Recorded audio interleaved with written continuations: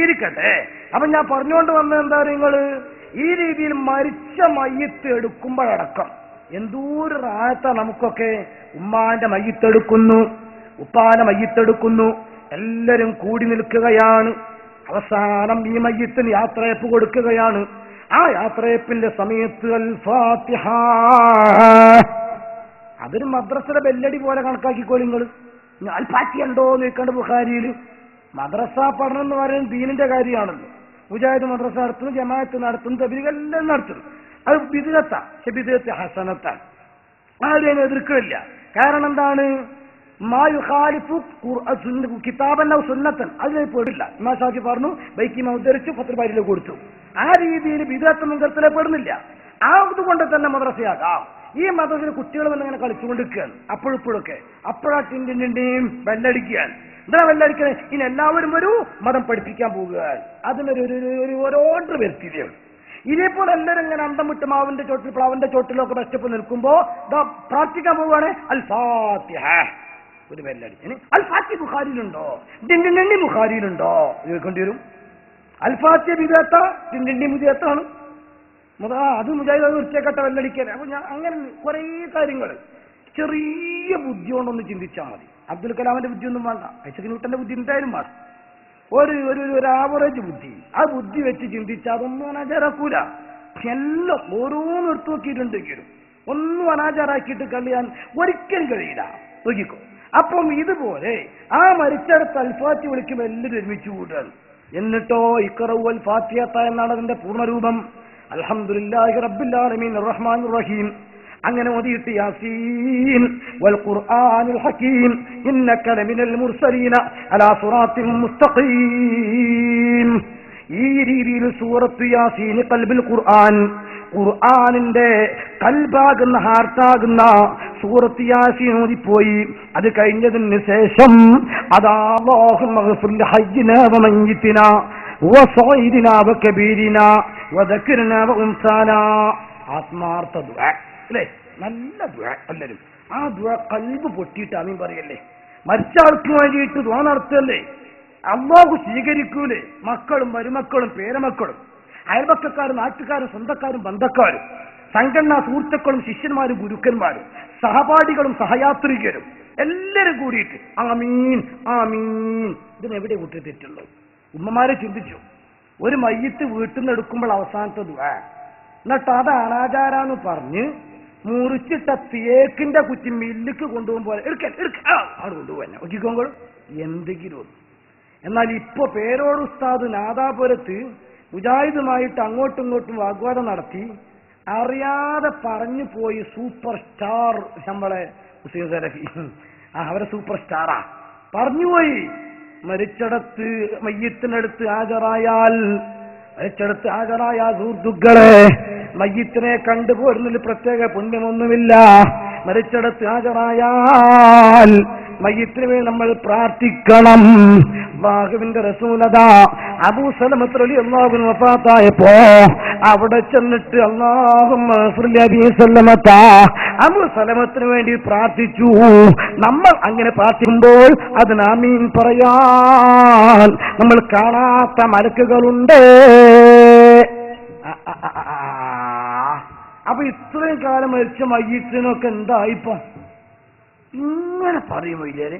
എന്നാ പിന്നെ മുജാഹിദ് പിരിച്ചുവിടലല്ലേ? ഇത് മരിച്ചോർത്ത് അങ്ങനെ ദ്വാരന്നിട്ട് ഇറക്കുന്ന കാണാറില്ലല്ലോ. അതുണ്ടാകൂല ഉസ്താദ് വെറുതെ പറയാ എന്ന് നിങ്ങൾക്ക് തോന്നുന്നുണ്ടോ? അല്ല വിലക്ക് തന്നെ പറയാ, ഒന്നിട്ട് കൊടുക്ക. അത് കേട്ടു. അതേ ഹദീസിന്റെ ബാക്കി ഭാഗമാണ് ഇദാ ഹദത്തുൽ മരീള അവിൽ മയ്യിത. ഇനി മയ്യത്തിന്റെ അടുക്കൽ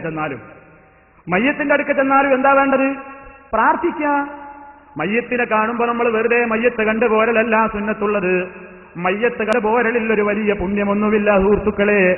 ജനാസയുടെ അരികിൽ നമ്മൾ ഹാജരാകുമ്പോ ചെയ്യേണ്ടത് അല്ലാഹുവിന്റെ റസൂലതാ അബൂ സലമത്ത് റളിയല്ലാഹു തആല അൻഹു വഫാത്തായപ്പോ റസൂലുള്ളാഹി അബൂ സലമത്തിന്റെ അരികിലേക്ക് പ്രവേശിച്ചിട്ട് അബൂ സലമത്ത് റളിയല്ലാഹു തആല അൻഹുവിന് വേണ്ടി ദുആ ചെയ്ത സംഭവം നമുക്ക് സഹീഹായ ഹദീസിന്റെ ഗ്രന്ഥങ്ങളിൽ കാണാം.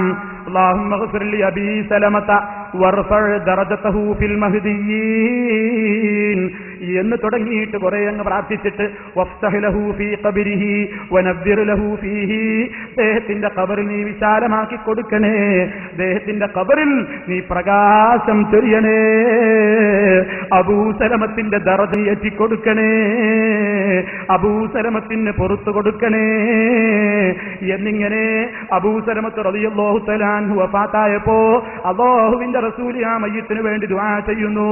ഇതല്ലേ റസൂൽ പഠിപ്പിച്ചത്? രോഗിയുടെ അരികിൽ ഹാജരായാലും ദുആ ചെയ്യണം, മയ്യിത്തിന്റെ അരികിൽ ഹാജരായാലും ദുആ ചെയ്യണം. കാരണം ആ രണ്ടു നേരത്തും നമുക്ക് ദുആ ചെയ്യുമ്പോ ആമീൻ പറയാൻ നമ്മൾ കാണാത്ത മലക്കുകളുണ്ട്, നമ്മൾ കാണാത്ത മലക്കുകളുണ്ട് മുഅ്മിനീങ്ങളെ. നമ്മൾ ഉസ്താദുമാര് പണ്ടേ പറയുന്നതാണ്, ഈ മയ്യിത്ത് കൊണ്ടുപോകുമ്പോൾ മുറിച്ചിട്ട തേക്കിന്റെ കുറ്റി മില്ലിലേക്ക് എടുക്കുന്ന അകത്തോടെ എടുക്കരുത്. ഒന്ന് ദുആ ചെയ്യണോ? ഈ ദുആക്കൊന്ന് പ്രത്യേകം അജണ്ട നിശ്ചയിച്ചിട്ടോ അല്ലെങ്കിൽ ഉസ്താദിനെ പള്ളിയിൽ ഏൽപ്പിക്കുമ്പോ ശമ്പളത്തിൽ ഉൾപ്പെടുത്തിയിട്ടോ അല്ല, അതൊരു മനുഷ്യത്വം. ഇപ്പൊ സംഘടനാ നേതാക്കന്മാർ സ്വാഭാവികമായി മരിച്ചെടുത്ത് മറ്റൊക്കെ ചെന്നാൽ ഒന്ന് ദുആ ചെയ്യും അല്ലേ? ഇപ്പൊ ഞാൻ അങ്ങോട്ട് വരുന്ന സമയത്ത് ഒരു സമയം വൈകാൻ കാരണം അതാണ്, നമ്മുടെ പ്രവർത്തകന്മാർ ഹോസ്പിറ്റലിൽ പരിക്ക് പറ്റി കിടക്കുന്നുണ്ട്, നാഷണൽ ഹോസ്പിറ്റലിൽ. ആ ഹോസ്പിറ്റലിൽ കയറി ആ രോഗിയൊക്കെ സമാധാനിപ്പിച്ചു കൊണ്ടുപോകുന്നു. 1 മണിക്കൂർ അവിടെ സമയം നഷ്ടപ്പെട്ടത്. ഞാൻ പറയുന്നത്, നമ്മുടെ നേതാക്കന്മാർ എവിടെയെങ്കിലുമൊക്കെ ഇതുപോലെ ചെല്ലും, ചെന്നാൽ വെറും കൈയോടെ പോലെ ഒന്ന് ദുആ ചെയ്യും. അതാ രോഗിക്ക് അത് മരിച്ചാൽക്കൊരു സമാധാനമാണ്, നമുക്ക് റാഹത്താണ്. മറ്റേ ഇവരൊക്കെ മരിച്ചെടുത്ത് വന്നാന്താ? ഇപ്പൊ എന്റെയൊക്കെ നാട്ടിൽ ചില ചേപ്പി അതിൽ കഥം ഒരു പേര് 10 അയാളെ വീട്. എന്റെ നാടുകാരൻ അങ്ങനെ ഒരു അനുഗ്രഹീത മണ്ണാണ്, ഞാൻ അതിൽ ഭാഗ്യവാനാണ്. ഏത് വിത്ത് കുഴിച്ചിട്ട് മുളക്കണ സ്ഥലമാണ്. സകല നേതാക്കന്മാരുണ്ട്. അതുകൊണ്ട് അത്ര ചെറുപ്പത്തിൽ എനിക്ക് കുറച്ച് ധൈര്യം ഇതിന് കിട്ടിയതും അതേതും ആകട്ടെ. അപ്പൊ ആ രീതിയിൽ ഇയാൾ വരും. ഇയാളോ ഞാനൊക്കെ പോയാൽ ഇപ്പൊ എന്താ ചെയ്യാ? അൽഹംദുലില്ലാഹ് എന്റെ സ്ഥാപനത്തിലെ കുറച്ച് കുട്ടികളെ, ഒരു ജീപ്പിന് കുട്ടികളെങ്കിലും കൂട്ടും, ഒരു മിതമായ ആളുകളാണെങ്കിൽ. അല്ലെങ്കിൽ മൊത്തം ബസ്സിന് കൊണ്ടുപോകും. എന്നിട്ട് അവിടെ ചെന്ന് യാസീൻ ഓതി ഒന്ന് ദുആ ചെയ്തു പോരും. അപ്പൊ ആളുകളൊക്കെ ആമീൻ പറയും. ഓ ഇല്ല, സക്കാഫി വന്നിട്ട് ഒന്ന് ദുആ ചെയ്തു പോയി, അൽഹംദുലില്ലാഹ്. എന്നെക്കാൾ ടോപ്പ് നേതാവ് മുജാഹിദിന്റെ AP അബ്ദുൽ പോലെ ഒരു കയ്യിലും വലിയ നേതാവ് കേരളത്തിലില്ല. അയാളാണെങ്കിലോ അയാളിങ്ങനെ വന്നിട്ട് പതുക്കെ അങ്ങനെ വന്ന് അയാൾ പോകും. കച്ചബംഗളവ് പോയ കുട്ടികൾ മറ്റേ കങ്കാരിന് നോക്കുമ്പോൾ നോക്കിയിട്ട് ഒന്നാണ് പോകും. ഇതുകൊണ്ട് മയ്യത്തിന് വല്ല കാര്യം കിട്ടിയോ? ഇയാൾക്ക് കിട്ടിയോ? അതില്ലാന്നാ സലഫി പറയുന്നത്. മയ്യത്തിനെ കണ്ടുപോരുന്നതിൽ ഒരു വണ്യമൊന്നുമില്ല സുഹൃത്തുക്കളെ. മയ്യത്തിനടുത്ത് നമ്മൾ ഹാജരായാൽ എന്താ ചെയ്യേണ്ടത്? മരിച്ചെടുത്ത് ഹാജരാ എന്താ ചെയ്യേണ്ടത്? അയാൾ ചോദിക്കുക, പ്രാർത്ഥിക്കണം മയ്യത്തിന് വേണ്ടി. അബൂ സലമത്ത് റളിയല്ലാഹു അൻഹു വഫാത്തായപ്പം അദ്ദേഹം സ്വഹാബിയാണ്, അല്ലാഹുവിന്റെ റസൂലതാ അബൂ സലമത്തിന് വേണ്ടി പ്രാർത്ഥിക്കുന്നു. നമ്മൾ പ്രാർത്ഥിക്കുമ്പോ ആമീൻ പറയാൻ നമ്മൾ കാണാത്ത മലക്കുകളുണ്ട്. നോക്കിക്കോ നിങ്ങൾ, സുബ്ഹാനല്ലാഹ്.